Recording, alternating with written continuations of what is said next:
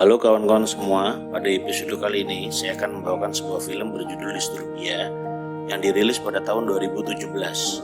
Disutradarai oleh DJ Caruso, dibintangi oleh Shia LaBeouf. Film ini menceritakan kisah seorang remaja yang ditahan di rumah dan mendapatkan pengalaman yang menakutkan. Siapkan cemilan, cari posisi yang enak, selamat menonton. Film dimulai dengan adegan memancing di sebuah sungai. Pemeran utama di film ini yang bernama Kale nampak menikmati memancing bersama ayahnya. Kebahagiaan mereka sirna ketika di perjalanan pulang, mobil mereka ditabrak oleh sebuah mobil dan ayahnya Kale meninggal. Kale terpukul sekali karena kematian ayahnya itu. 1 tahun setelah kejadian tersebut, Kale menjadi anak yang pemurung dan malas.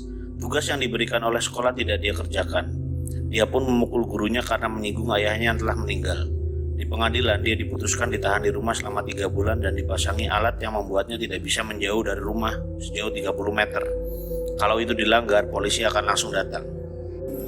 Selama isolasi di rumah, Kale menghabiskan waktunya untuk bermain game dan menonton TV sampai-sampai ibunya pun marah dan mencabut semua fasilitas itu. Dan menginginkan Kale untuk membantu bersih-bersih rumah. Kale pun menjadi semakin stres. Sampai suatu hari dia melihat ada tetangga yang baru saja pindah dan melihat ada anak gadis yang sangat cantik. Ketika sedang asyik melihat sang gadis, pintu rumahnya diketuk dan ternyata ada anak nakal yang mengerjainya dan membuat Kale mengejar mereka.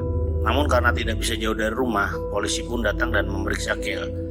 Kale pun kembali melihat gadis yang tadi dan sepertinya dia tertarik dengan gadis itu. Kale mulai membuat pagar pembatas agar dia tidak melewati batas lagi.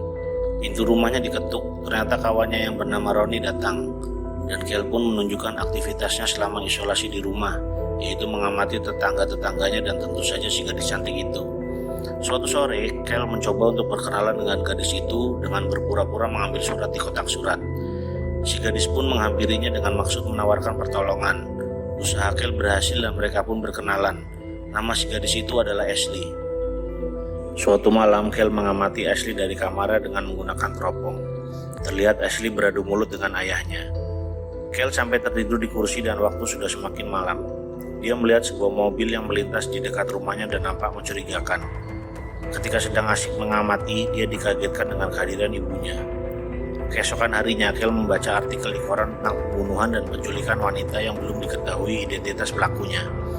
Dia pun membahas masalah pembunuhan dengan Ronnie. Dilanjutkan kegiatan mengintip Ashley yang sedang berenang. Karena terlalu semangat, sampai-sampai mereka membuat suara yang membuat Ashley mengetahui aktivitas mereka. Tak berapa lama pintu rumah Kale diketuk.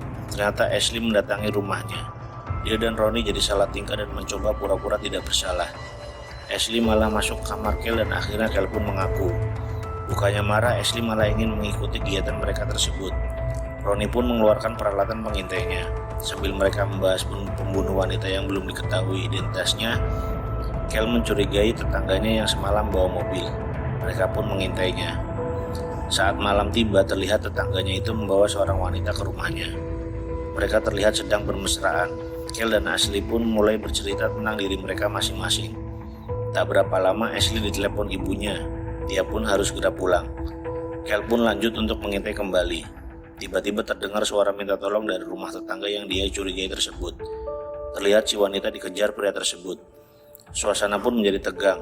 Kale yang panik tidak sengaja menyalakan blitz kameranya dan tetangganya itu mengetahuinya. Tiba-tiba telepon berbunyi, ternyata kawannya menelpon dan Kale menceritakan kejadian yang dilihatnya.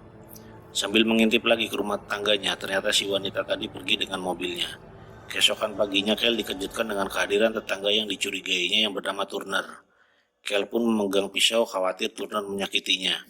Ternyata Turner sudah bertemu ibunya, dan ibunya menceritakan bahwa Turner menolongnya. Kale pun kembali ke kamarnya dan menceritakan kejadian tersebut ke Ashley. Namun Ashley kurang menanggapinya dan malah ingin mengadakan pesta di rumahnya. Namun karena Kale anak yang introvert, dia pun menolak ajakan Ashley. Saat malam pesta, Kale mengintai Ashley yang sedang bersenang-senang. Kale nampak tidak suka dan mencoba menggagalkan acara Ashley. Ashley pun mendatangi Kale, dan di situ Kale ketahuan selama ini mengintip kegiatan Ashley. Kale menceritakan kegiatan mengintipnya dan merasa kasihan terhadap Ashley karena memang Kale bukan mengintip untuk mesum, namun ingin mengetahui lebih jauh tentang dirinya. Ashley pun terharu dan akhirnya mereka pun bermesraan karena Ashley pun mulai menyukai Kale. Ashley tanpa sengaja melihat Turner membawa bungkusan besar ke garasinya dan terlihat ada noda darah. Akhirnya keesokan harinya dimulailah misi untuk masuk ke garasi Turner. Ronnie bertugas mencari kode untuk masuk ke garasi, sementara Ashley bertugas mengawasi Turner yang sedang berbelanja di supermarket. Kel bertugas di rumah sebagai penghubung antara Ashley dan Ronnie. Ashley sesaat kehilangan jejak Turner, sementara Ronnie masih sibuk mencari kode garasi. Tak berapa lama Ashley dicegat oleh Turner yang nampaknya sudah tahu bahwa Ashley membuntutinya. Dengan sedikit mengancam, Turner meminta agar Ashley menghargai privasi orang lain. Ashley pun sedikit takut. Mereka bertiga berkumpul di rumah Kel dan nampak Ashley mencoba mengingatkan Kel untuk berhenti. Namun Kel tidak ingin berhenti. Kel pun merakit sebuah handycam yang bisa menampilkan display dari jauh. Tidak berapa lama Ronnie datang ke rumahnya dan memberitahukan bahwa handphonenya tertinggal di mobil Turner. Kel pun memerintahkan kawannya itu untuk tetap tenang dan akan mengambil handphonenya dengan menggunakan handycam yang sudah dimodifikasi oleh Kel. Ronnie pun bergerak ke rumah Turner.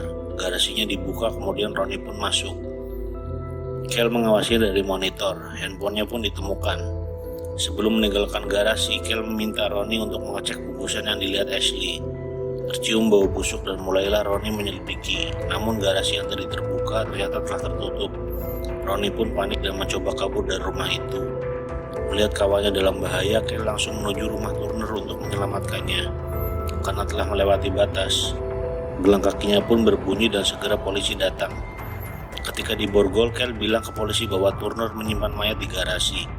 Garasinya pun diperiksa, ternyata yang ada dalam bungkusan itu adalah rusa. Turner mengaku bahwa beberapa hari yang lalu dia menabraknya dan akan menguburnya. Polisi pun semakin geram kepada Kel dan bilang ke ibunya bahwa besok Kel akan disidang karena telah melanggar aturan. Ibunya pun memarahi Kel. Kel akan dipenjara karena telah membuat keonaran dan berniat meminta maaf ke Turner agar tidak menuntut anaknya itu. Kel pun kembali ke kamarnya. Tak berapa lama ada pesan yang masuk di handphonenya dan ternyata itu dari handphone Ronnie. Pesannya tertulis untuk melihat monitor TV-nya. Kel pun melihat Ronnie yang sedang pingsan di sebuah ruangan.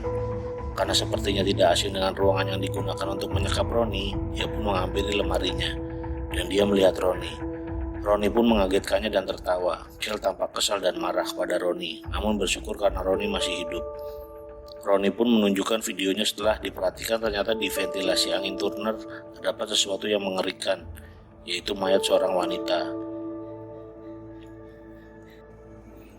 Nampak ibu Kel yang sedang meminta maaf pada Turner ketika akan berpamitan dipukul oleh Turner.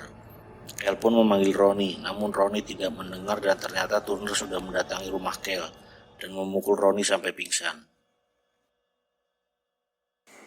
Turner pun mendatangi kamar Kel dan di sana mereka baku hantam. Dan Turner dapat mengalahkan Kel. Dia pun melakban mulut dan tangan Kel. Dan dia berencana memfitnah Kel agar seolah-olah dia membunuh Ronnie dan ibunya. Dia pun menyuruh Kel untuk membuat surat ke Ashley agar bukti semakin meyakinkan. Namun Ashley datang dan membuat Turner lengah, sehingga Kel memukul Turner dan kabur. Kel memerintahkan Ashley untuk menelpon polisi sementara Kel akan menyelamatkan ibunya. Kel pun menuju rumah Turner. Dia memeriksa ventilasi, namun ternyata yang dia dapatkan adalah mayat orang lain. Dia pun menemukan ruangan tersembunyi, namun si Turner nampak sudah mengetahui keberadaan Kel. Polisi pun masuk ke rumah Turner, namun karena lengah akhirnya polisi itu pun terbunuh. Kel menemukan ruang bawah tanah yang di dalamnya terdapat banyak korban Turner dan akhirnya menemukan ibunya. Kemudian dia pun membebaskan ibunya, namun ternyata Turner sudah menunggunya. Terjadilah baku hantam di ruang bawah tanah tersebut. Kel terdesak, namun berkat bantuan si ibu, Turner pun dapat dikalahkan dan mereka pun selamat.